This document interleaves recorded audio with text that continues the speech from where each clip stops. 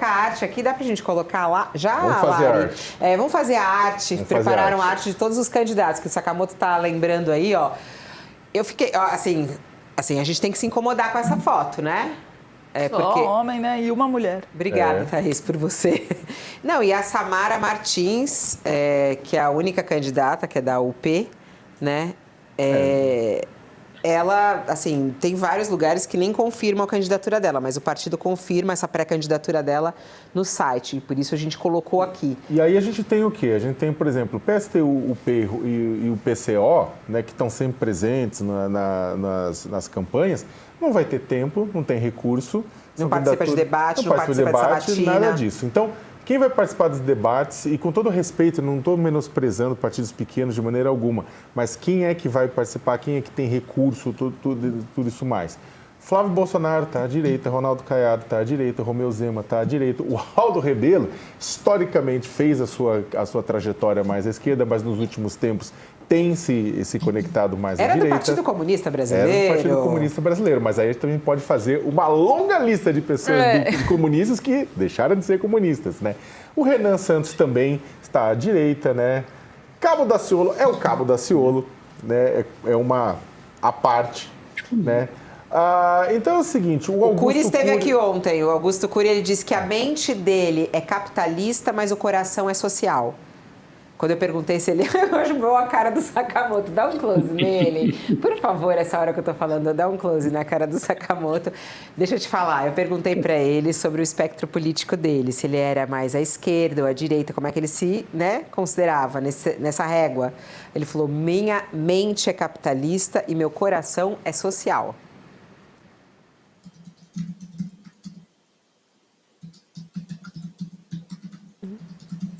Eu não sei, eu não tenho nem palavras para isso, na verdade, Fabiola, mas o fato é o seguinte, eu não vou fazer um comentário, mas o interessante é que ele deu umas entrevistas dizendo com quem que ele tinha conversado, os partidos que ele tinha conversado para tentar viabilizar. Foi pra gente essa entrevista, a inclusive, que ele falou com o Kassab, e o Kassab falou, poxa vida, se você tivesse vindo aqui há um tempinho atrás, seria você o escolhido. Não, é interessante, porque os partidos que ele conversou, você vai ver os partidos que ele conversou, as conversas que ele teve, não são partidos do espectro político mais progressista, são partidos do espectro político mais conservador.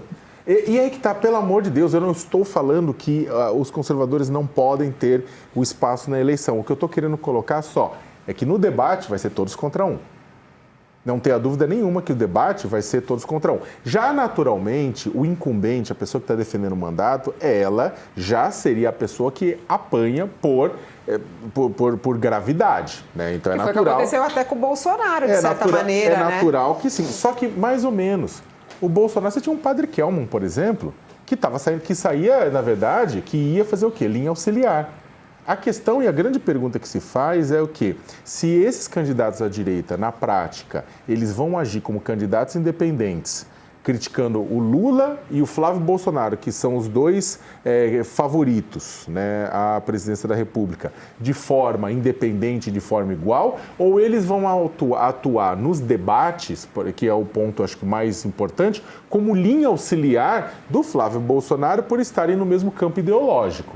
Esta é a pergunta de 1 milhão. Se eles cacetarem os dois, e entendo que cacete até mais Lula por conta de ser um incumbente, de estar lá no governo, estar no poder. Mas se eles ignorarem tudo isso, rachadinha, desvio, chocolate, golpe de Estado, todas essas coisas, mansão, aí você já vai ter a resposta sobre se a pessoa é ou não linha auxiliar da campanha bolsonarista. Tem uma chuva de ois aqui para Thaís Bilenque, só queria registrar isso neste momento, que ela, a partir de hoje, é nossa colunista fixa às terças-feiras. Tem aqui, ó, o nome do Arnaldo. A Thaís é muito style, ela é mesmo, ela é desse estilo. Ô, Josias, olhando essa foto, coloca na tela de novo a arte, porque o nosso artista, que eu não sei o nome, eu quero dar um crédito ao nosso artista, ele fez essa arte, né, os candidatos... Douglas. Obrigada, Douglas da arte do UOL. Aqui, ó. E aí, Josias, esses são os nomes que se apresentam a comandar o nosso Brasil. E aí? É lamentável que não existam mulheres entre esses candidatos. Tem uma lá que está num partido minúsculo. campanhas em que uma delas, a Marina Silva, esteve na bica de passar para o segundo turno e foi torpedeada pelo PT de forma vil até, uma difusão de fake news em relação a Marina Silva, retirou a Marina do segundo turno, mas ela teve uma votação muito expressiva naquela eleição em que foram para o segundo round a Dilma Rousseff e o Aécio Neves, né?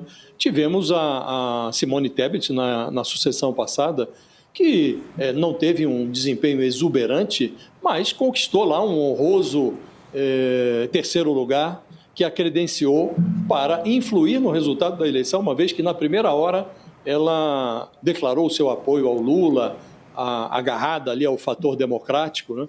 E teve um peso na vitória magra, michuruca, que o Lula teve sobre o Bolsonaro, né? E olhando esse cardápio, Fabiola, e é preciso sempre lembrar que a eleição não é à la carte, o eleitor vai para um bandejão e é obrigado a optar entre os pratos que são oferecidos, as alternativas que são oferecidas pelos partidos. E aí é preciso realçar que estamos diante de um cardápio muito manjado, né? E daí essa polarização entre o Lula e o Flávio Bolsonaro. Imaginava-se que esse embate seria desmontado lá em 2022, não foi. O Lula conspirou a favor da manutenção da polarização. Ele, desde a primeira hora do governo dele, intuiu que seria mais fácil vencer um sobrenome Bolsonaro do que alguém que nunca disputou a presidência, como um Tarcísio de Freitas, por exemplo. Ele queria lidar com o conhecido. E verifica-se agora pelas pesquisas que não será tão fácil quanto o Lula imaginou. Agora, diante de um bandejão como esse, em que a direita foi pulverizada em diversas alternativas, mas a principal novidade é a velharia do bolsonarismo, né?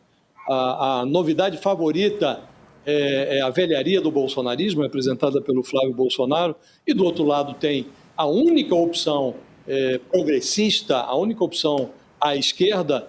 Chegamos a esse quadro. E, de novo, na eleição de 2026, o eleitor será empurrado para uma opção que não será a preferida da maioria.